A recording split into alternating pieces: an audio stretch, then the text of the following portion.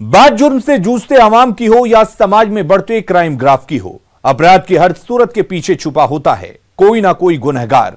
नमस्कार, मैं हूं अलीम अतहर। तफ्तीश की राह में आने वाली हर कड़ी सुराग बनकर पहुंचाती है गुनहगारों को सलाखों के पीछे। तो आप बने रहिए हमारे साथ, क्योंकि हर जुर्म के खिलाफ हमारी तफ्तीश लगातार जारी है। आज हम आपको दिखाएंगे इस हफ्ते की क्राइम की बड़ी खबरें। दरभंगा पुलिस को सोना लूटकांड में बड़ी कामयाबी मिली है। दरभंगा में अपराधियों ने 9 दिसंबर को दिन दहाड़े ज्वेलरी शॉप से सोने के गहने और कैश समेत करीब 5 करोड़ की संपत्ति लूट ली थी, जिसमें पुलिस ने 11 लोगों को गिरफ्तार किया है, जिसमें 3 महिलाएं भी शामिल हैं। गिरफ्तार लोगों के साथ लूट के 1.5 किलो सोना और कुछ नकदी भी बरामद की गई है। घटना को अंजाम देने और सीसीटीवी में दिखने वाले हथियार बंद अपराधी अब भी पुलिस की गिरफ्त से दूर हैं। क्या है पूरा मामला, देखते हैं इस रिपोर्ट में। सोना लूटकांड में पुलिस को बड़ी सफलता, कैश और 1.5 किलो सोना बरामद।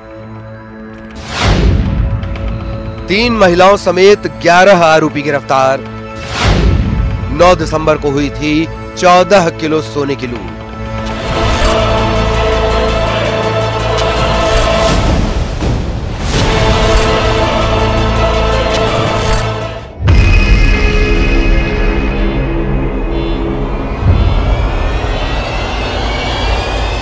सीसीटीवी में कैद यह तस्वीर किसी फिल्म की नहीं, बल्कि 9 दिसंबर को दरभंगा में हुई 5 करोड़ के सोने के लूट की है। ज्वेलरी शॉप के अंदर हुई लूट की वारदात का सीसीटीवी फुटेज सामने आया है, जिसमें हथियार के बल पर बैग में सोना भरते लुटेरे दिखाई दे रहे हैं। दिन के उजाले में एक के बाद एक बेखौफ अपराधी अचानक दुकान में प्रवेश करते हैं और पिस्टल की नोक पर लूटपाट की घटना को अंजाम देते हैं। सीसीटीवी में कैद हुई इस तस्वीर को गौर से देखिए, कैसे लुटेरे दुकान में घुसते हैं और सोने की खोज में इधर उधर हाथ पांव मारते हैं। इतना ही नहीं, दुकानदार को डराने के लिए अपराधी अपनी पिस्टल को कॉक भी करते हैं। इस दौरान दूसरा लुटेरा बैग लेकर दुकान में आता है और बैग में सोना भरने लगता है। इसी बीच जैकेट पहने एक ग्राहक भी दुकान पर पहुंचते हैं, लेकिन तभी लुटेरे उसे धक्का देकर एक किनारे खड़ा कर देते हैं। फिल्मी स्टाइल में लूट की वारदात को अंजाम देने के बाद 2 थैले को उठाकर अपराधी भागने लगते हैं। अंत में लूटे गए सोने के साथ अपने साथी को कवर देते हुए अपराधी फायरिंग भी करते हैं। इस दौरान अफरा तफरी की स्थिति बन जाती है। कुछ देर बाद मार्केट के लोग भी लुटेरों को पकड़ने के लिए पीछा करते हैं, लेकिन लुटेरों द्वारा लगातार फायरिंग किए जाने के कारण सभी पीछे हटते नजर आते हैं। तभी शोर मचाए जाने पर लूटे गए एक बैग को अपराधी वहीं छोड़ देते हैं, जबकि सोने से भरा दूसरा बैग वो साथ में ले जाने में सफल हो जाते हैं। आइए एक बार फिर दिखाते हैं कि किस तरह लुटेरों ने ज्वेलरी शॉप में घुसकर लूट की बड़ी वारदात को अंजाम दिया। अब पूरी घटना को विस्तार से जानने की कोशिश करते हैं। 9 दिसंबर दिन बुधवार को दरभंगा में अपराधियों ने एक बड़ी लूट की वारदात को अंजाम दिया। नगर थाने से महज कुछ ही दूरी पर स्थित आभूषण की होलसेल दुकान अलंकार ज्वेलर्स में 6 से 8 की संख्या में अपराधियों ने अचानक धावा बोला और महज 10 मिनट के भीतर 14 किलो सोना और 2 लाख रुपए कैश लूटकर फरार हो गए। वारदात को अंजाम देने के बाद अपराधियों ने दहशत फैलाने के लिए करीब 25 से 30 राउंड फायरिंग भी की। इस दौरान ज्वेलरी शॉप के पास खड़ा एक शख्स गोली लगने से घायल हो गया था। दिन दहाड़े ज्वेलरी शॉप से लुटेरों ने सोने के गहने और कैश समेत करीब 5 करोड़ की संपत्ति लूट ली थी। घटना को अंजाम देने के बाद बदमाश अंधाधुंध फायरिंग करते हुए मौके से भाग खड़े हुए थे। ये 9 दिसंबर को यहाँ शहर में अलंकार ज्वेलर के यहाँ एक सोना लूट की बड़ी घटना हुई थी, जिसमें विकास झा सहित कई अपराध कर्मियों को पहले जेल भेजा जा चुका है। विकास झा के बताए अनुसार समस्तीपुर जिला के कुछ अपराध कर्मियों का नाम इस केस में शामिल पता चला था। सीसीटीवी फुटेज से भी इनकी पहचान स्थापित हो गई थी। इस क्रम में जो मुख्य रिसीवर है तरुण साहा समस्तीपुर जिला का रहने वाला है, उसकी गिरफ्तारी हुई और उसने पूरी योजना के बारे में बताया। योजना बनाने के क्रम में भी वो शुरू से संलिप्त रहा है। रविंदर सैनी जो कुख्यात अपराध कर्मी है, सोना लूट की कई घटनाओं में वांछित रहा है, उसके और एक हनी उर्फ अभिषेक कुमार है, ये दोनों ने वहाँ पर तरुण साहा की इनकी पुरानी दोस्ती थी। मनोज कुमार और प्रिंस कुमार, लक्ष्मण यादव, कुछ और अपराध कर्मियों के नाम है जो सीसीटीवी फुटेज में चिन्हित हुए हैं। इस मामले में दरभंगा के एसएसपी बाबूराम ने तीसरी बार प्रेस कॉन्फ्रेंस कर बताया कि पुलिस ने कुल 11 लोगों को गिरफ्तार किया है, इसमें 3 महिलाएं भी शामिल हैं। गिरफ्तार इन सभी लोगों के पास से 1.5 किलो सोने के साथ 30,89,500 रुपए भी बरामद किए गए। एसएसपी ने बताया कि घटना का मास्टरमाइंड विकास झा पहले ही गिरफ्तार किया जा चुका है। विकास की निशानदेही पर समस्तीपुर से तरुण साहा की गिरफ्तारी की गई थी। पुलिस की माने तो विकास बिना घटनास्थल पर गए पूरी घटना को मॉनिटर करता रहा और बाद में तरुण साहा के यहां पहुंचकर लूट के सामानों का बंटवारा भी किया। कुछ जगहों पर लूट का सोना बेचा गया और कुछ सोना गलाया हुआ भी मिला, तो कुछ ओरिजिनल हालत में मिला और 72 पीस हीरे के जेवर बरामद किए गए। जो नगद पैसे अलग अलग जगहों से मिले, वो पैसा लूटे गए सोने को बेचकर जुटाया गया था। एसएसपी ने बताया कि लूट की घटना को अंजाम देते समय सीसीटीवी में कैद हुए अपराधी की पहचान हो गई। हालांकि वे अब भी पुलिस की गिरफ्त से फरार हैं। एसएसपी ने कहा कि पुलिस उन सभी अपराधियों की गिरफ्तारी के लिए लगातार छापे की कार्रवाई कर रही है। तरुण साहा ने बताया है कि 6 तारीख को भी घटना करने के लिए यहाँ पर जुटे थे सभी अपराध कर्मी, लेकिन उस दिन घटना को अंजाम नहीं दिया जा सका।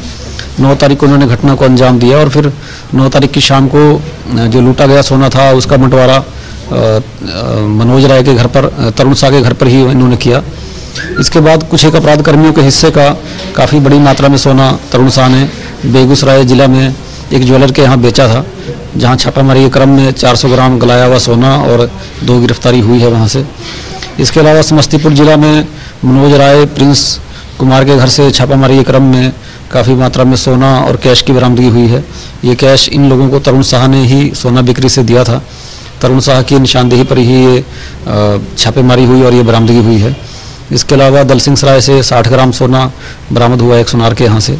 अभी तक कुल 30 लाख रुपए कैश और 1.5 किलो के लगभग सोना की बरामदगी हो चुकी है। हालांकि सवाल अब भी वही कि आखिर जब घटना का मास्टरमाइंड पुलिस की गिरफ्त में है, घटना में विभिन्न जगहों पर अलग अलग से अपराधियों को मदद करने वाले गिरफ्तार हो चुके हैं। लूट का तकरीबन 1.5 किलो सोना भी मिल गया है और लूट का सोना बेचकर 30 लाख से ज्यादा की रकम भी बरामद कर ली गई है। तो आखिरकार सीसीटीवी में दिखने वाले अपराधी कहां गए? पुलिस उन अपराधियों तक क्यों नहीं पहुंच पा रही?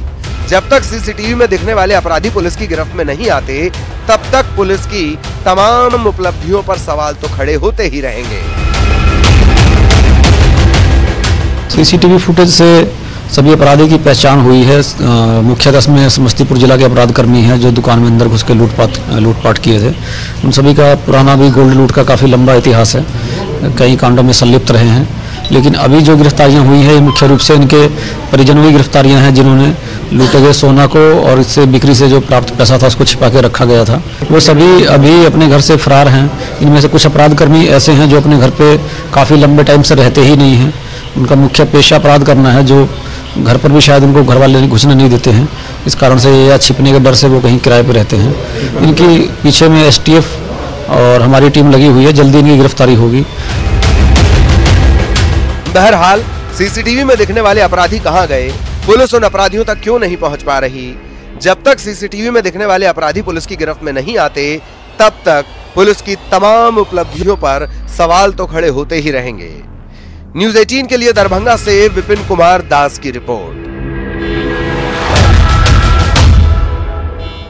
जमीन मांगे खून, ये हम नहीं कह रहे हैं, बल्कि मुंगेर जिले की ये सनसनीखेज वारदात चीख चीख कर बयां कर रही है। दरअसल मसला महज एक जमीन के टुकड़े का था और उसे पाने की खातिर उस वैशी दरिंदे ने बहू को मौत के घाट उतारा। आखिर कौन है वो कलयुगी जेठ? देखिए तफ्तीश की इस रिपोर्ट में। जमीन मांगे खून, कलयुगी जेठ की काली करतूत। जमीन की खातिर चढ़ाई बहू की बलि। वारदात के बाद इलाके में फैली सनसनी।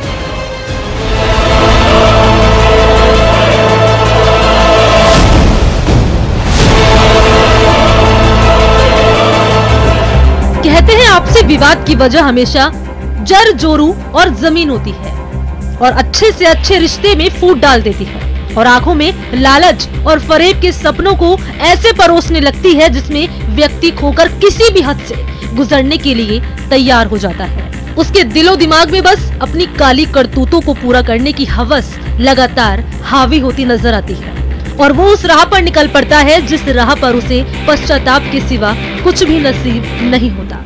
ऐसी ही एक वारदात को अंजाम कुछ अपनों ने ही अपने हाथों से दिया है। ताजा मामला मुंगेर के कासिम बाजार थाना क्षेत्र के मकससपुर कोयरी टोला की है, जहां महज 5 धूर जमीन के चलते जेठ और अन्य स्वजनों ने मिलकर 50 साल के छोटे भाई की पत्नी की धारदार हथियार से काटकर हत्या कर दी। हत्यारों ने महिला को पिटाई करते हुए घर से बाहर निकाला और कूड़े के ढेर पर गिराकर कुल्हाड़ी से वार कर काट दिया। बोल रहा था कि मार कर फेंक दो, जड़े से हटा दो। हमको क्या पता, हम तो बोले ऐसे खाली बोल रहा है, धमकी दे रहा है। वहीं मृतक के बेटे का कहना है कि मेरे चाचा ने ही मेरी मां की हत्या की है। बताते चले कि प्रदीप मंडल की पत्नी 50 वर्षीय सीता देवी का झगड़ा उसके जेठ और अन्य स्वजनों से जमीन को लेकर हो रहा था। सीता देवी घर पर अकेली थी। इसी दौरान सभी ने मिलकर उसके साथ मारपीट करना शुरू कर दिया। मारपीट के बाद आरोपियों ने महिला को खींचकर घर से बाहर निकाला। इसके बाद निर्ममता से उसके गर्दन और सिर पर कुल्हाड़ी से ताबड़तोड़ हमला कर दिया, जिससे घटना स्थल पर ही उसकी मौत हो गई। मृतका के पुत्र ने बताया है कि जिस समय विवाद हुआ था उस समय हम लोग घर से बाहर थे। हल्ला होने पर पहुंचे उनको खाली बोलना कि तुम कहाँ ही निकले, मार्केट में ही निकल गए, गाड़ी आओ जल्दी से निकले। क्यों हुआ जे बोला गाड़ी आन, फिर बताया कैसे हो गया, तब फिर हम घर आए। ये घटना कौन जन के मेरा कपिल मंडल मारा, एक बिंदी मंडल मारा है, विजय मंडल के मारा, ये तीनों मिल के मेरा मम्मी को मारा। सूचना मिलते ही पुलिस घटना स्थल पर पहुंची और महिला के शव को कब्जे में लेकर पोस्टमार्टम के लिए सदर अस्पताल भेज दिया। इधर एसपी मानवजीत सिंह ढिल्लों ने कहा है कि जमीन विवाद में स्वजनों ने ही महिला की हत्या कर दी है। इस मामले में एक आरोपित को गिरफ्तार कर लिया गया है और मुख्य आरोपी की गिरफ्तारी के लिए छापेमारी जारी है और मामले की जांच की जा रही है। कासिम बाजार पे एक 40 वर्ष की महिला है, सीता देवी इसका नाम था। तो कल वो लकड़ी काटने के लिए गई थी। इसी के बीच में उसके देवर ने बात किया कि हमारी जमीन में पड़ता है। उसी में उसने टांगी से उसका गर्दन काट के उसकी ऑन द स्पॉट निर्मम हत्या की। हम लोग पुलिस तुरंत हरकत में आई, एफआईआर किया और उसकी जो पत्नी है उसको तुरंत हम लोगों ने हिरासत में ले लिया है। अभी जिसका मेन अभियुक्त फरार चल रहा है और उसकी गिरफ्तारी के लिए छापामारी चल रही है। मामला उन दोनों के बीच में विवाद था, भूमि को लेकर विवाद था, जहाँ पे वो अपना लकड़ी काटने के लिए गई थी। तो उसका कहना था कि मेरी जमीन पर है। उसी पे उसने उसको विरोध किया, तो उसी में उसने उसका गला रेत कर हत्या। बहरहाल सबसे बड़ा सवाल ये है कि दिनों दिन हमारा समाज किस दिशा की ओर आगे बढ़ता जा रहा है तथा कथित इस शिक्षित समाज में रहने वाले लोगों के पास अपनी समझ और नैतिकता भी है कि नहीं, ये बहुत ही गंभीर मसला है जिस पर सरकार और प्रशासन को जन जागरण के साथ साथ ठोस कदम उठाने की जरूरत है। न्यूज़ 18 के लिए मुंगेर से अरुण शर्मा की रिपोर्ट। अब वक्त हो चला है एक ब्रेक का, हम जल्द हाजिर होते हैं। एक ऐसी घटना जिसको देखने के बाद आपके रोंगटे खड़े हो जाएंगे। ऐसा क्या हुआ कि एक 25 वर्षीय विवाहिता महिला को उसके पड़ोसियों ने ही जिंदा जलाकर मार डाला। देखिए मुंगेर से यह रिपोर्ट। जब हैवान बन गए पड़ोसी, मुंगेर में विवाहिता को जिंदा जलाया, इलाज के दौरान महिला की मौत, पुलिस गिरफ्त में आरोपी।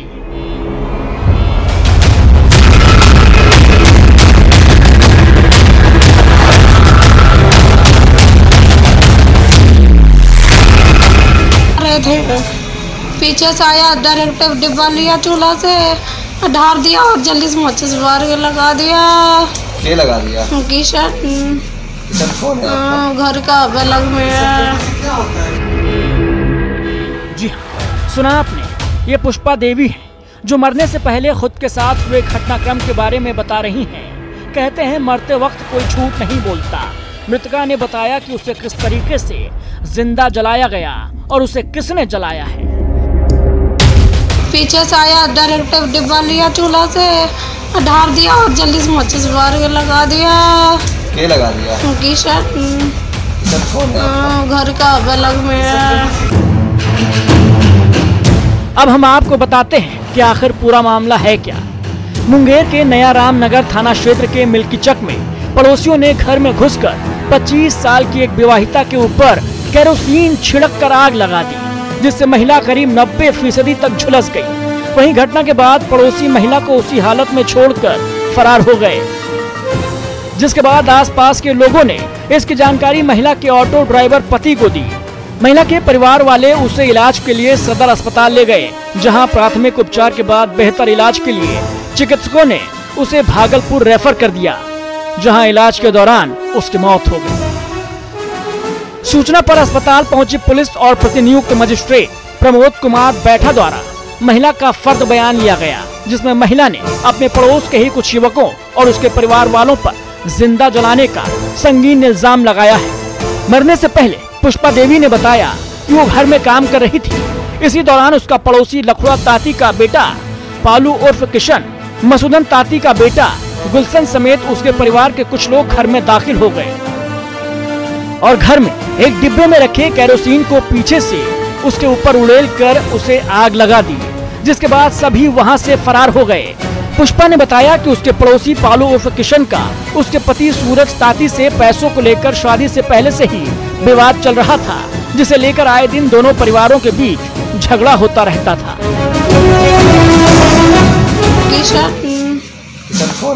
घर का अलग में जैसे दुश्मनी है, पैसा लेन देन का कहिए से मेरी शादी होने से पहले।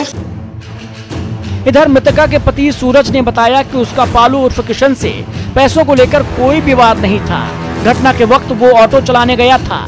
इसी बीच उसे फोन पर सूचना मिली कि उसकी पत्नी घर में खाना बनाने के दौरान झुलस गई है, लेकिन जब उसने घर जाकर देखा तो वहाँ चूल्हा नहीं जल रहा था।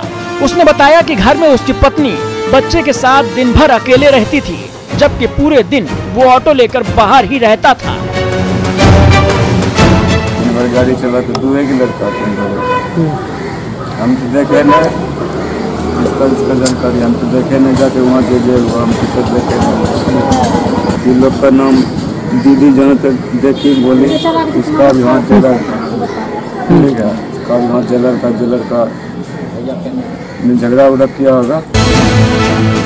वहीं मुंगेर एसपी मानवजीत सिंह ढिल्लो ने बताया कि परिवार वालों ने बयान दर्ज करवाया कि पड़ोस के ही युवक पुष्पा देवी पर बुरी नजर रखते थे और कल घर में पुष्पा देवी को अकेला पाकर युवक ने घर में घुसकर केरोसिन छिड़ककर महिला को जला डाला, जहां इलाज के दौरान महिला की मौत हो गई।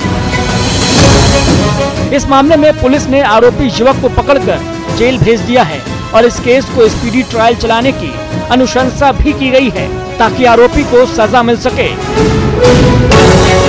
गांव पड़ता है नया रामनगर में, एक महिला जिसका नाम पुष्पा तांती है, विवाहिता है।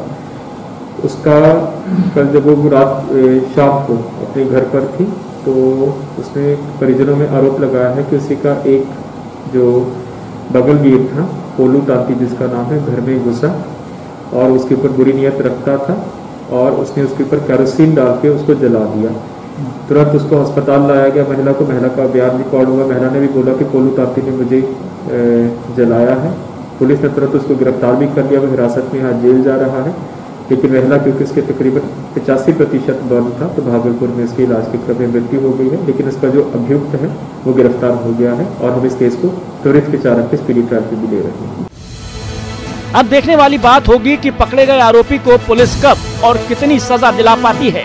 लिहाजा पुलिस इस मामले की गंभीरता से जांच करे और आरोपी दरिंदे को कड़ी से कड़ी सजा दिलाए ताकि समाज में रह रहे ऐसी मानसिकता के लोगों को कड़ा संदेश मिले। न्यूज़ 18 के लिए मुंगेर से अरुण शर्मा की रिपोर्ट। पुलिस के लाख दावों के बावजूद बिहार में कानून व्यवस्था चरमराती नजर आ रही है। ये हम नहीं कह रहे, बल्कि इन दिनों हो रही आपराधिक वारदातों को देखकर ही समझा जा सकता है। जहां हत्या की वारदात से छपरा, अररिया, नौबतपुर में हड़कंप मच गया, वहीं इलाके के लोग भी काफी दहशत में हैं। आरोपियों की गिरफ्तारी और सुरक्षा की मांग लोग कर रहे हैं। तफ्तीश में देखिए हत्या से सनसनी। बिहार में अपराधियों का तांडव जारी। छपरा में प्रेम प्रसंग में हत्या। अररिया में छोटे भाई ने की बड़े भाई की हत्या। नौबतपुर में खलासी की हत्या। कानून व्यवस्था पर उठ रहे सवाल।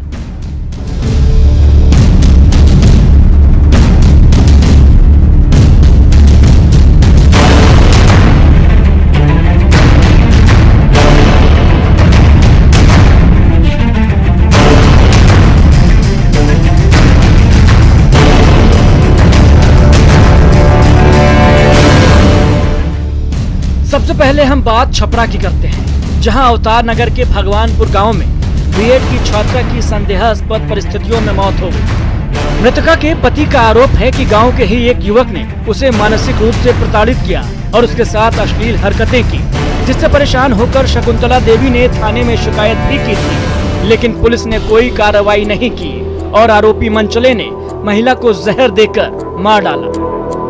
सर ये घटना ये हुआ कि उस जहाँ जाती उसके पीछे पीछे वो लौंडा जाता था विकास कुमार, और उसको टॉर्चर करता था। कभी बाह पकड़ लेना, तो कभी सोच गई तो वहाँ पीछे पीछे गया। दिघवारा कल गई थी, तो परसों दिघवारा गई थी, पीछे पीछे उसके वहाँ से आई तो वही खिला उला दिया होगा।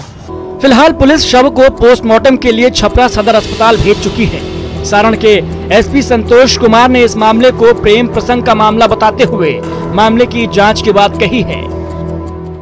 नहीं, छेड़खानी वाली बात नहीं है वहाँ।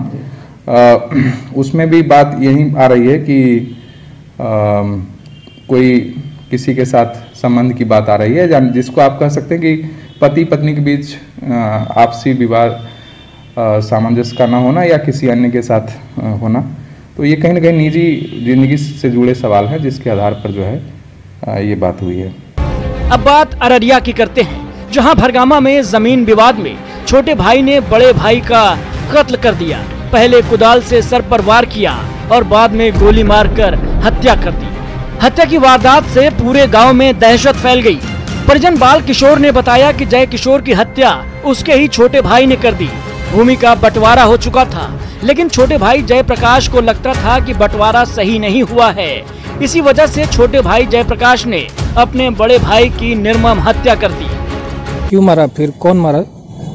मेरा महिला भाई। नाम बता। जयप्रकाश शाह, अक्षय शाह, अभिमन्यु शाह, संजय शाह। हम लोग को थाना खबर हुआ तो वहाँ पहुँचे, वहाँ डेड बॉडी पड़ा हुआ था। राजधानी पटना से सटे नौबतपुर में एक डंपर ट्रक खलासी की संदेहास्पद स्थिति में मौत हो गई। वहीं मौत की सूचना के बाद मृतक के परिजन शव को लेकर नौबतपुर थाना पहुंचे। मृतक खलासी की पहचान पालीगंज अनुमंडल के खीरी मोड़ थाना क्षेत्र निवासी राकेश यादव के 22 साल के बेटे रितेश उर्फ बिट्टू कुमार के रूप में हुई है, जो बालू के डंपर ट्रक में खलासी का काम करता था। वहीं पालीगंज से बालू लादकर डंपर ट्रक चालक मुन्ना के साथ नौबतपुर आया हुआ था। मृतक के परिजनों को इसकी सूचना फोन से मिली कि रितेश को बिजली का करंट लगा है और नौबतपुर में एक अस्पताल में भर्ती है। वहीं परिजन जब नौबतपुर पहुंचे तब रितेश को अस्पताल में न पाया। वहीं अस्पताल के कर्मियों के जरिए पता चला कि रितेश की मौत अस्पताल में ही हो चुकी है। तब भी ट्रक चालक और मालिक उसे पटना ले जा रहे थे। वहीं मृतक रितेश के फूफा नीतीश कुमार ने बताया कि जब हम लोग नौबतपुर अस्पताल पहुंचे तब रितेश वहां पर नहीं था। अस्पताल के लोगों ने बताया कि उसे लोग पटना ले गए, लेकिन उसकी मौत नौबतपुर में ही हो चुकी थी। वहीं जब पटना गए तो दीघा पुल के पास ही शव देखा। तब शव को छोड़कर ट्रक ड्राइवर, मालिक और अन्य लोग फरार हो गए। वहीं इसकी सूचना नौबतपुर पुलिस को दी गई, जिसके बाद नौबतपुर पुलिस ने शव को कब्जे में लेकर थाने ले आई। वहीं परिजनों का ये भी आरोप है कि बिजली करंट लगने का कोई भी निशान शरीर पर नहीं है। सीने पर काफी चोटें हैं और सिर से खून भी बह रहा था। रितेश को ट्रक ड्राइवर, मालिक और अन्य लोगों ने मिलकर उसकी हत्या कर दी और शव को ठिकाने लगाने के लिए पटना ले जा रहे थे। तो हम लोग को एक फोन आया कि उसको लाइन मार दिया। एक उसके गांव का ड्राइवर था मुन्ना, उसने बताया तो हम लोग यहाँ पे आए कि नवतपुर में एडमिट है। नवतपुर हम लोग आए तो यहाँ पता चला कि यहाँ से रेफर हो चुका है। बिहार में इन दिनों अपराधियों का मनोबल 7वें आसमान पर है। यही वजह है कि आए दिन आपराधिक वारदातें सामने आ रही हैं, जिसे देखते हुए मुख्यमंत्री नीतीश कुमार ने अधिकारियों के साथ बैठक भी की थी, जिसमें कानून व्यवस्था को बनाए रखने के लिए सख्त कदम उठाने के निर्देश दिए गए। बावजूद इसके आपराधिक वारदातों में कमी नहीं दिख रही है। न्यूज 18 के लिए छपरा से संतोष, अररिया से आशीष और नौबतपुर से आदित्य की रिपोर्ट। तो अपराधी चाहे लाख शातिर हो, तफ्तीश की दिशा अगर सही है तो बच नहीं सकता कोई गुनहगार सलाखों के पीछे जाने से। तो पुलिस चाहे सोई हो, मुजरिम चाहे कोई हो, आप बने रहें हमारे साथ, क्योंकि हर जुर्म के खिलाफ हमारी तफ्तीश लगातार जारी है।